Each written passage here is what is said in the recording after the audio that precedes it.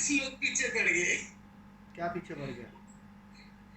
अभी आपका मैं कुछ कुछ भी भेजती हूँ ना, जैसे गूगल मीटिंग का मतलब मीटिंग है, या आपका यूट्यूब का कुछ भी, तो वहां से सब प्रतिक्रिया आता है, मतलब यूट्यूब और इसमें फेसबुक व्हाट्सएप ये सब में, कि ओशो कम थे क्या, ओशो का आप समझ नहीं पाए क्या, अभी ये विज्ञान अविनाश के मतलब ये में वो बहुत सारा इधर उधर।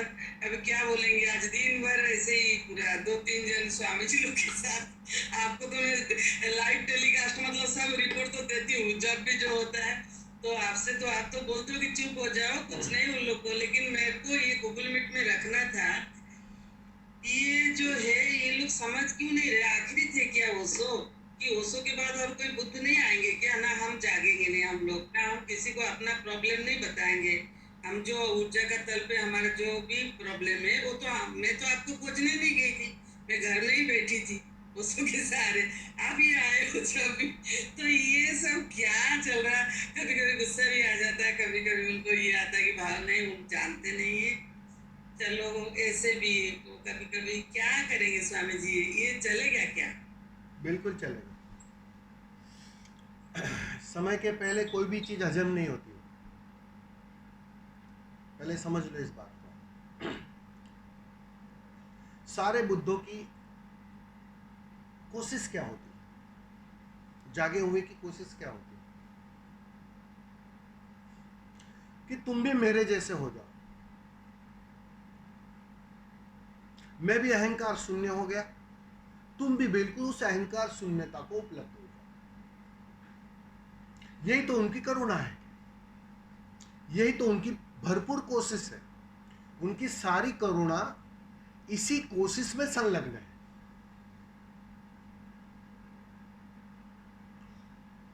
ओशो कुछ अनूठे नहीं है, उन्होंने भी वही किया। और अगर कोई विरोध कर रहा है तो उन्हें पता नहीं वो ओशो की बात का विरोध कर रहा है। ओशो यही तो चाहते थे कि मैं जाऊं, उसके बाद भी तुम जागो। मेरी कोशिश यही है कि मैं तुम्हें जगाऊं। और अगर तुम इस धारणा को लेकर बैठ जाओगे कि बस ओशो इज द फाइनल, उसके बाद तो कोई जागने वाला है ही नहीं, पक्की बात है, तुमने तय कर लिया है कि यहां कोई जागा हुआ हो ही नहीं सकता, बस ओशो हो गए आखिरी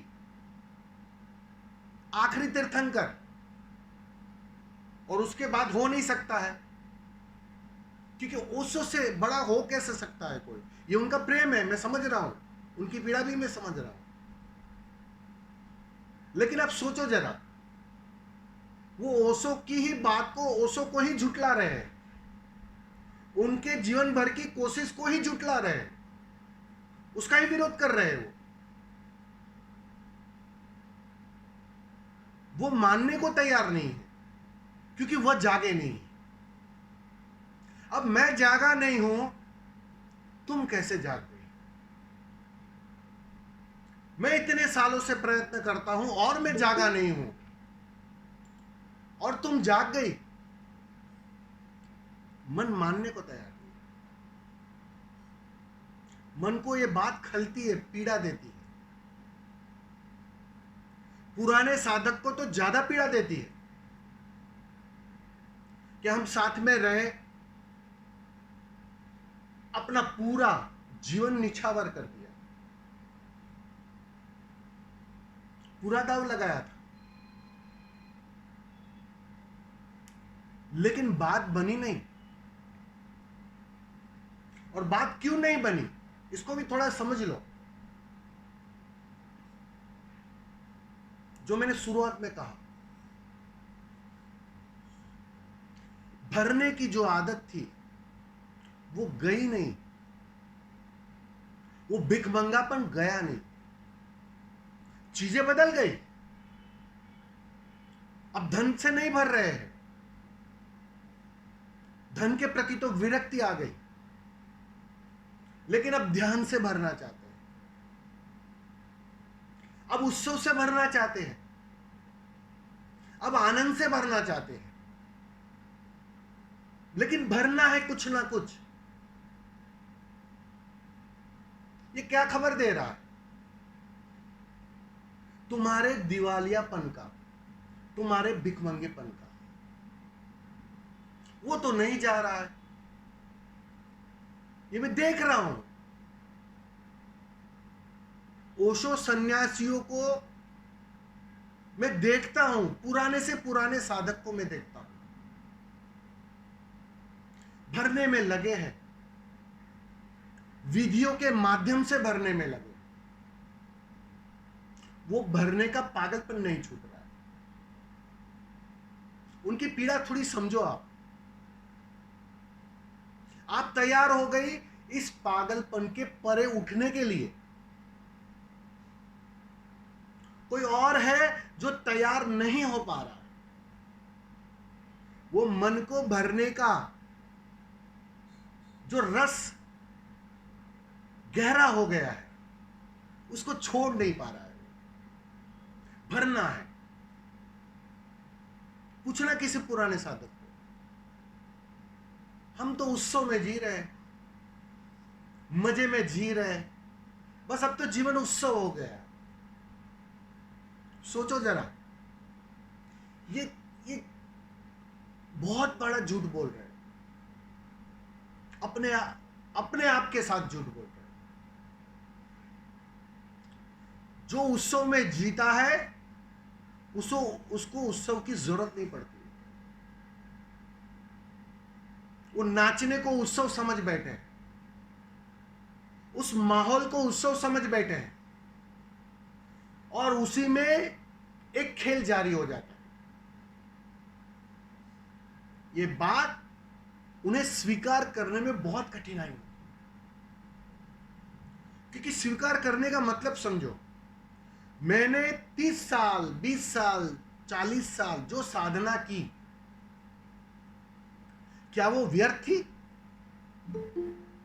ये मन स्वीकार नहीं कर सकता। वो तो स्वीकार कौन कर सकता है?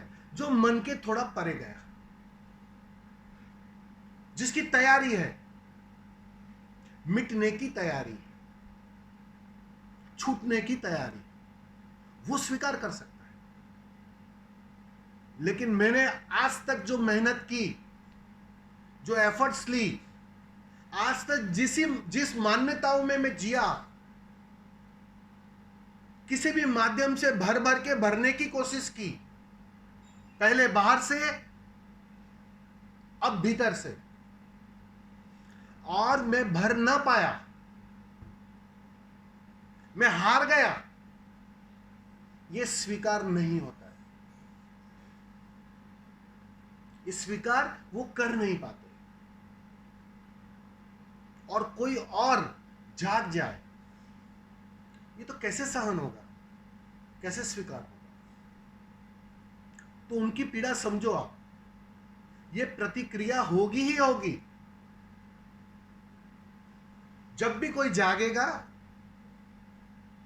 उसके आसपास बिल्कुल विपरीत ऊर्जा, बिल्कुल विपरीत प्रतिक्रिया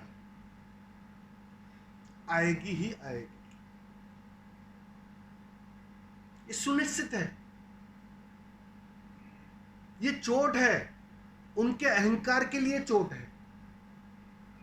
अगर उस चोट को वो स्वीकार कर ले, तो आज बात बन जाए उनकी। तो काय करतोय रे?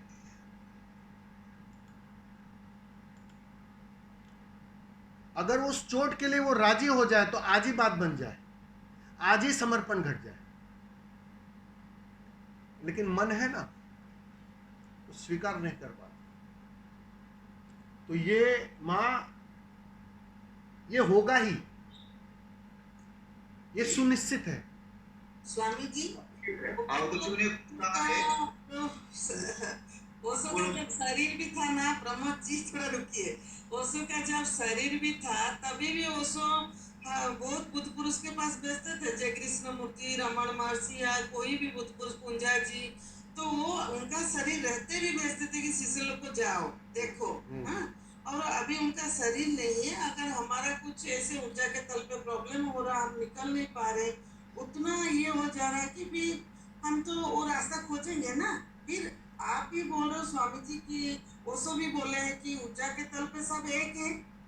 यहाँ नाम और रूप, गुरु मतलब कोई पूर्ण और रूप नहीं है, रूप और गुण नहीं है, तो एक एनर्जी है। तो कहीं भी हम झुक जाए, ओशो आप भी बोल रहे थे कि कहीं पत्थर के सामने भी उत्पन्न होगा, बिल्कुल बिल्कुल, असली बात तो समर्पण है ना। हाँ हाँ, मिटने का है। लेकिन ये लोग वही कि मतलब अभी क्या बोलेंगे, वो सब बोल के क्या गए और कर क्या नहीं, रहे। मैं वही मैं बोल रहा हूँ कि आप पहली बात तो प्रतिक्रिया देना बंद कर दो। ये होगा ही, मैं यही समझाना चाह रहा हूँ आपको भी कि ये होगा ही बिल्कुल। ये कोई नई बात नहीं है, ये हर बार हुआ है। जब भी कोई जागेगा और पुराने पंडित, इसको मैं पंडित कहता हूं, पुराने पंडित विचलित होंगे ही होंगे। ये अब तक की कबीर थे तो कबीर के गांव में भी ऐसे थे पंडित जो कबीर के विपरीत थे, वह कबीर के खिलाफ थे। जीसस के भी लोग खिलाफ थे, बुद्ध के भी लोग खिलाफ थे, सारे पंडित बुद्ध के खिलाफ थे, क्योंकि उनको ये बात समझ में नहीं आती है कि हम जो जीवन भर कर रहे थे वो कर करके भी हमने नहीं पाया, और इन्होंने बिना कुछ किए कैसे पा लिया, और यहां बिना कुछ किए ही उपलब्ध हो जाता है, क्योंकि वो मिला हुआ है। घटना घट गई, वो समर्पण घट गया, वो सहजता उपलब्ध हो गई।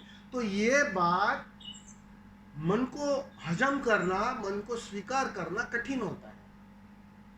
तो वो सीधी सी बात है ना, वो प्रतिक्रिया देंगे, वो अपना फ्रस्ट्रेशन कहाँ निकालेंगे? आपसे अगर बात होती है तो आपसे निकालेंगे, आपसे नहीं बात है तो किसी और से निकालेंगे, वो निकालेंगे डेफिनेटली। उनमें उनकी कोई गलती नहीं है। मैं समझ रहा हूं उनकी पीड़ा भी, उनकी भी पीड़ा मैं समझ रहा हूं, लेकिन वो जो भरने की आदत है वो छूट नहीं पा रही है। और असली बात तो वही है कि ये आदत से तुम परे हो जाओ। जीवित बुद्ध यही तो कोशिश करता है ना। जीवित बुद्ध तुम्हें भरता थोड़ी है, तुम्हें खाली करता है। तुम जो भरने के चक्कर में पड़े हो ना, उस भरने से तुम्हें रोकता है, तुम्हें समझ देता है, उस समझ में जागरण घटित होता है। तो कोशिश ये होती है। तो वो बात अब तक जो बुद्धों से जाना है उससे विपरीत उन्हें दिखाई पड़ती है, क्योंकि मन स्वीकार नहीं करता, मन उस भराव को छोड़ने के लिए तैयार नहीं होगा। तो ये होगा, इसकी फिक्र मत करो, ये होगा, ये बिल्कुल होगा। हाँ स्वामी जी, जैसे बोलते हैं कि ओशो 100 साल तक अभी चलेंगे, अभी किसी का शरण नहीं जाना, और ओशो का बुक पढ़ना, उनका विधि करना, वो काफी है। तो कौन मना किया? लेकिन अरे माँ, एक बात समझो, मना किसने किया? मैंने कभी नहीं कहा। मैं तो कहता हूँ ओशो को सुनो, ओशो को पढ़ो, ओशो के ध्यान करो। लेकिन सवाल ये है कि कर करके वो बात बन रही है कि नहीं बन रही है। मैंने तो वैसे ही पाया ना। हाँ, तो मैं खुद अपना उदाहरण दे रहा हूँ। मैंने नहीं कहा कि आप मेरे पास आओ, कि आप मेरी शरण में आओ, मैंने कभी नहीं कहा। लेकिन तुम अगर 30 साल से कर रहे हो ध्यान, तो परिणाम क्या आ रहा है वो तो देखना पड़ेगा ना, कि वो भी नहीं देखोगे आप? जी जी, आप तो अच्छा स्टूडेंट थे, जो कि आपको हो गया। हम तो डल स्टूडेंट, आपको हम तो जरूरत पड़ा आपका मिटने के लिए। वही मैं बोलता हूँ कि वो सरेंडरनेस जो है ना, वो जो सहजता है ना, वो उपलब्ध हो गई। और मैं वही तो कोशिश कर रहा हूँ कि आपको भी वो उपलब्ध हो जाए, वही समझ में देने की कोशिश कर रहा हूँ। समझ में आ रहा है ना? जी स्वामी, इस अर्थ में बहुत बहुत धन्यवाद। प्रेमी सखा प्रणाम। हाँ स्वामी जी, एक सवाल था।